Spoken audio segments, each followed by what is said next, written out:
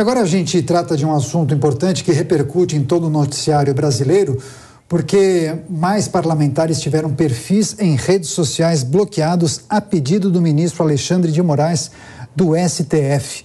Uma das vítimas dessa decisão é o deputado federal Júnior Amaral, do Partido Liberal de Minas Gerais, com quem vamos conversar agora. Mas antes, eu quero dar boas-vindas às pessoas que chegam agora ao Jornal Jovem Pan e que acompanhavam a Voz do Brasil em nossa rede de rádios.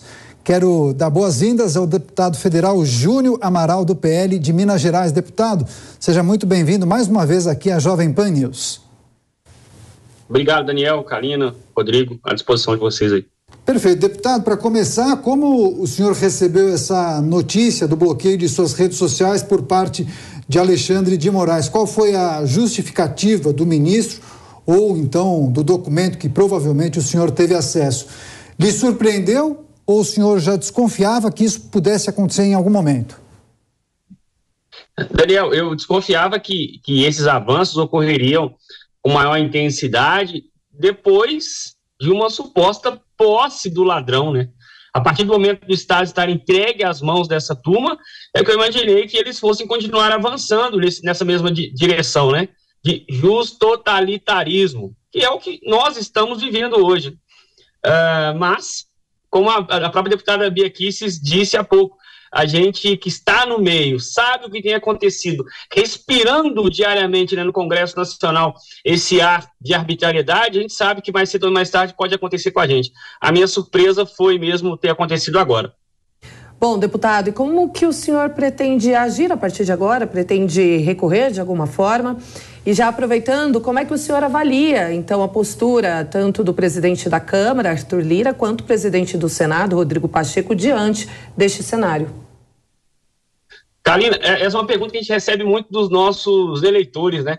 E agora, vai fazer o quê? Eu já estou com uma certa experiência com isso, porque eu fui alvo no inquérito dos atos antidemocráticos lá em 2020, quando muito menos se falava, né, dessas arbitrariedades, e também no inquérito das fake news. E eu devolvo a pergunta da seguinte forma: quem está acima dessa turma que está tomando essa decisão mais arbitrária e mais ilegal possível na República, né? A gente não tem onde recorrer, a gente não tem nem acesso ao processo. O Daniel perguntou há pouco, né, como que eu fiquei sabendo, acabei não respondendo, né, objetivamente. Eu estou sabendo de maneira informal, não me foi feita nenhuma notificação oficial, não me foi dado acesso aos autos, assim como já tinha acontecido nos atos antidemocráticos e as fake news, né? Inquéritos também ilegais. São tantas arbitrariedades, são tantos erros, são tantas indiferenças com o processo vindo dessa turma, que a gente até, para poder apontar tudo, a gente teria que ficar aqui a noite inteira. Mas uma dessas ilegalidades, um desses ferimentos do processo, né, do Estado de Direito, que eles enchem o peito para falar, é exatamente essa questão da gente não ter acesso aos autos, da gente não ser notificado, da gente não saber de nada, tudo sendo trabalhado às escuras, sem sequer um advogado, sem poder constituir um advogado para poder ter acesso a esses autos, né? E eu estou falando não é só por mim, né? Todos os outros parlamentares e influenciadores também, não só parlamentares, passando pelo mesmo problema. Agora, deputado, diante desse cenário, desses episódios que envolvem empresários, apoiadores de políticos, pessoas ligadas a movimentos apartidários e, claro, vários políticos, parlamentares, como o senhor e a deputada Bia Kicis, nessa escalada que muitos vêm chamando de autoritarismo, outros de ativismo judicial, quais são as perspectivas para 2023? O senhor acha que esse processo possa crescer ainda mais? Quais seriam as consequências disso? Daniel, é como enxergar no horizonte o céu completamente nublado, preto, escuro. É a certeza que a chuva vem. Se agora, nesse cenário atual, que eles nem estão no poder, e aí eu falo eles, incluindo sim essa turma do STF, que agiu politicamente, mesmo antes desse processo eleitoral, de maneira parcial, tomando posição sim, foram inúmeras decisões favorecendo o outro lado. Então, eles venceram a eleição. Sim, estes ministros do STF, em especial Alexandre de Moraes, que no caso me parece ser o responsável por essa decisão que derrubou as minhas redes e as redes da deputada Bia Kicis. Então não é possível ter grandes expectativas, a menos que pessoas responsáveis para combater, fiscalizar e reagir a essas ilegalidades saíssem da sua inércia. E aí, dentre essas pessoas, eu aponto aqui o senhor Rodrigo Pacheco. Até volto um pouquinho na pergunta que a Karina me fez, acabei também não citando a questão dos presidentes das casas, Karina, te peço desculpas, mas o senhor Rodrigo Pacheco é, sim, não mais um omisso diante desse processo, ele é cúmplice. E eu não consigo reconhecer nada que eu tenha feito nos últimos dias, nas últimas semanas, que pudesse enfurecer essa turma mais do que o meu comportamento normal de representar as pessoas que me elegeram, sem tocar em grandes milindres, né, com esse povo aí.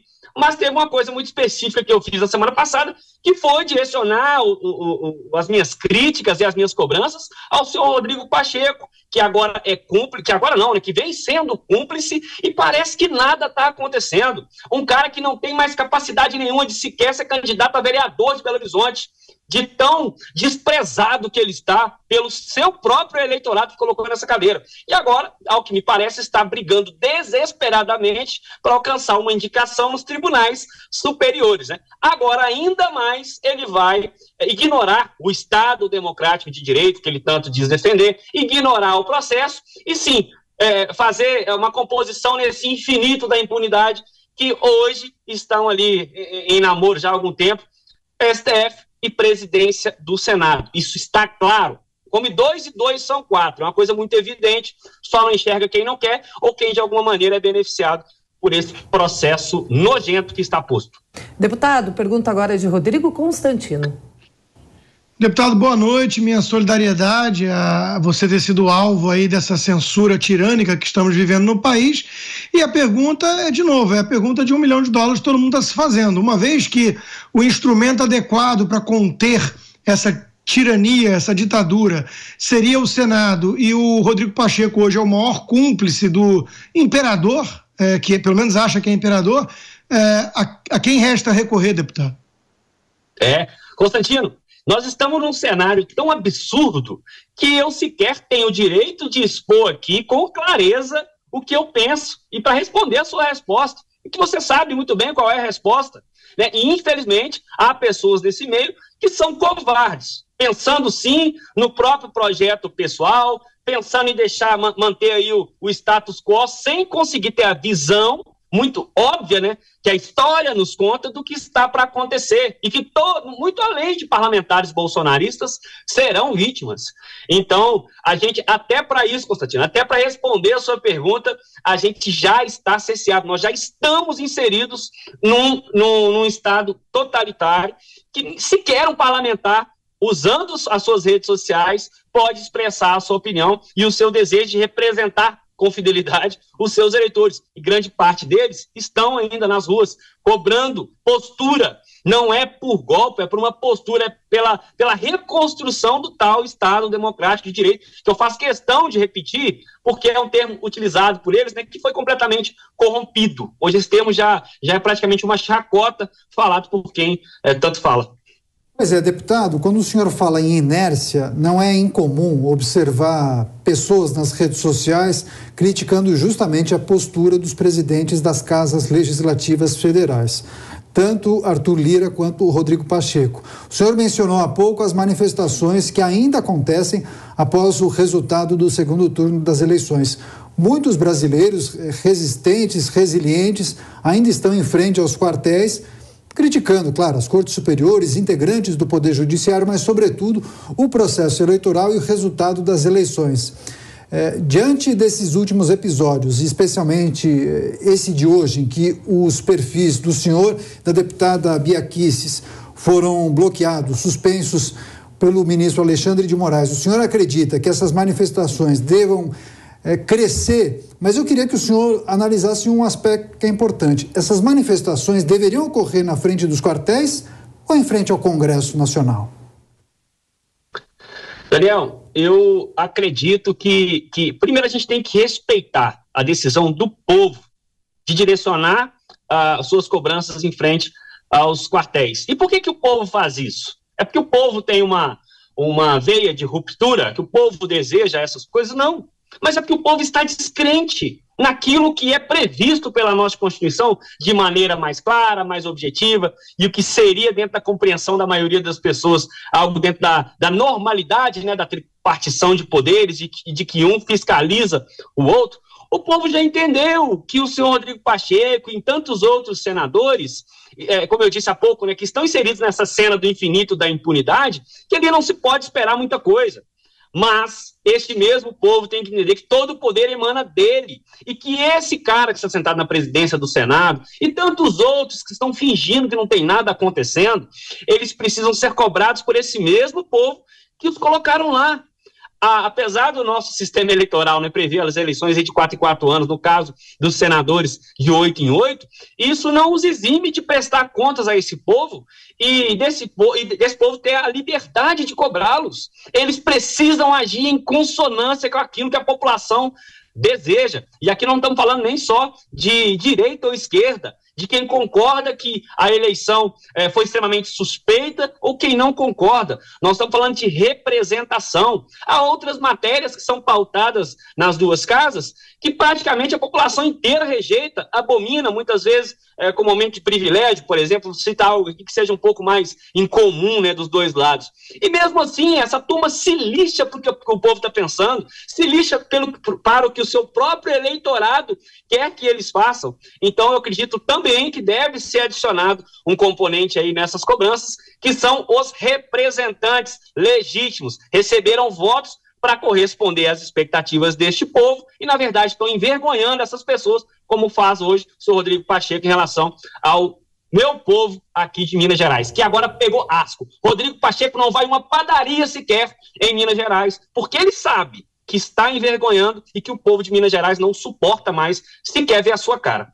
Deputado, amanhã se inicia a discussão sobre a PEC da transição no Senado, né? CCJ, depois plenário. Eles pretendem que seja uma tramitação rápida pelo Senado e depois segue para a Câmara.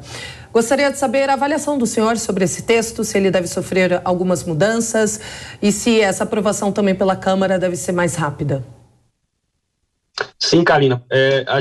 Eu aqui no Congresso, lá no Congresso, tendo visto que estou indo para lá amanhã cedo, eu aprendi com um tempo até razoável de que o texto que a gente estuda para ir para a votação nunca é o texto que realmente é aprovado, nunca é o texto que vai para a apreciação final. Então, eu aprendi a deixar para me debruçar melhor sobre o texto nas horas finais, porque as alterações são sempre constantes. E neste caso, dessa PEC do estouro, vai acontecer a mesma coisa. É evidente que eu já tenho meu posicionamento firmado, pelo que já foi previamente apresentado, que a gente não pode admitir uma irresponsabilidade, independente do nível da irresponsabilidade. Irresponsabilidade maior ou menor, ela é uma irresponsabilidade.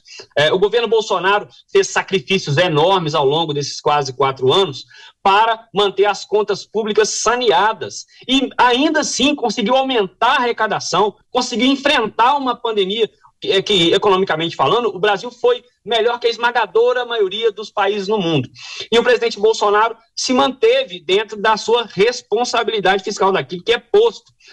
Mesmo, como eu disse, né, é claro a exceção em relação ao orçamento de guerra que foi posto em relação à pandemia, mas mesmo no pós-pandemia, ele se manteve e se virou. Sabe por que isso aconteceu? Porque não teve roubalheira, não teve dinheiro escorrendo pelo ralo da corrupção e sobrou dinheiro até para poder conceder o auxílio emergencial. Agora, essa turma do mensalão voltando, já sabem que vão precisar, e estão anunciando isso, né, de maneira clara, vão ampliar a máquina estatal para poder abrigar muito mais do que a companheirada, né, que são seus parceiros vermelhos, mas também aqueles que vão se vender para compor nesse time, e vem com essa proposta absurda de acrescentar em centenas de bilhões esse furo de teto. Então, em relação à previsão para a votação, a expectativa é que eles tentem fazer isso de uma maneira rápida, mas é evidente que, assim como eu, haverá muitos outros parlamentares que vão brigar de maneira feroz para impedir que o povo brasileiro seja sacaneado mais uma vez com essa PEC irresponsável